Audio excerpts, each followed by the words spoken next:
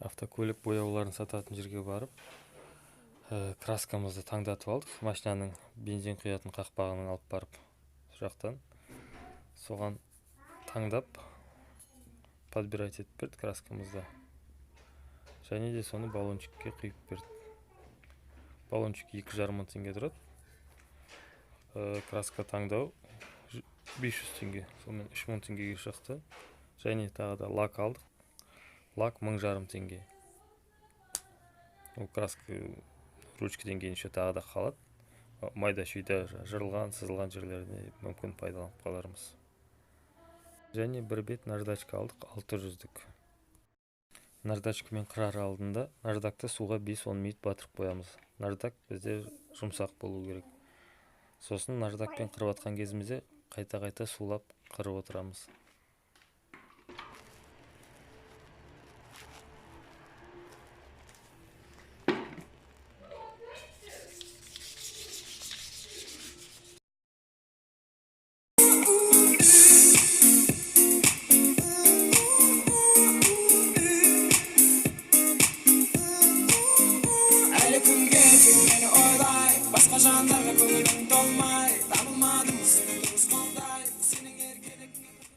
Краскамыз жақсылап жабысу үшін қуыс-қуыстарды жақсылап сүртеміз.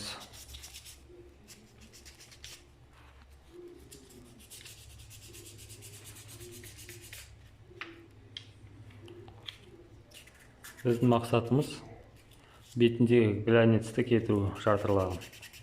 Лакты шамалы матовый қылуымыз керек. Сонда краска жақсы жабысады. Глянцевый лак жері қалып қойса, краска ашылып кетеді.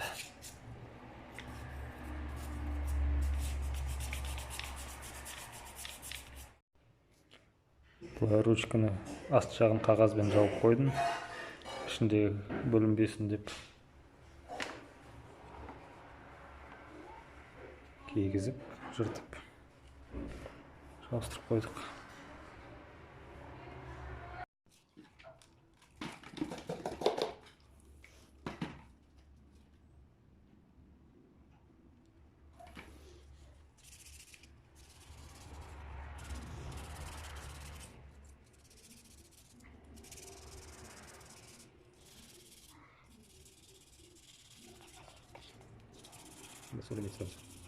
Оны сөйлемейді сөйлеміз.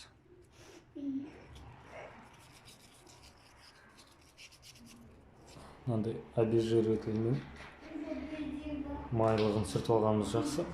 Себебі біздің қолымыз өзімізге білінбегенмен майлы болады.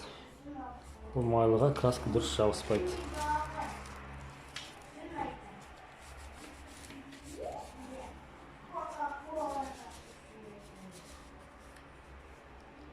Обезжиретельмен сүрткеннен кейін краскамыз әдемі жақсы жабысады.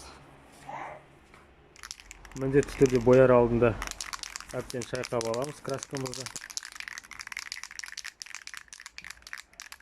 3 слой бояп шығамыз. Бірінші жұқа полусухой слой. Шамалы құрақтатып шашып көреміз алдын ала.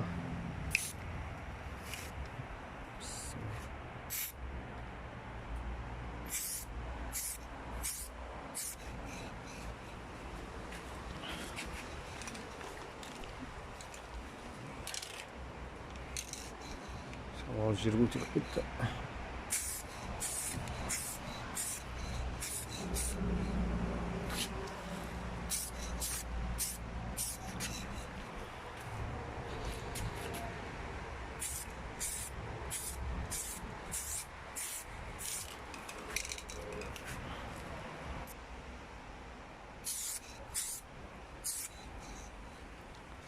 Әр слойдың алды 3-5 минут болу керек. Шамалы кепкесін тағы да 2 слой жабып шығамыз. Бірінші іш жағын бояп аламыз, қуыстарын.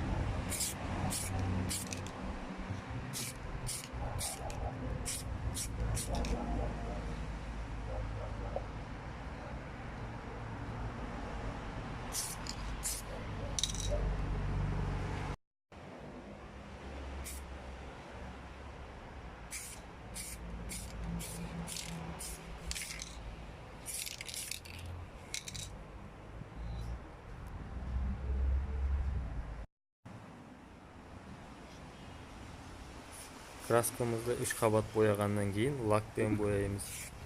Лакпен тоже 3 қабат өтіп шығамыз.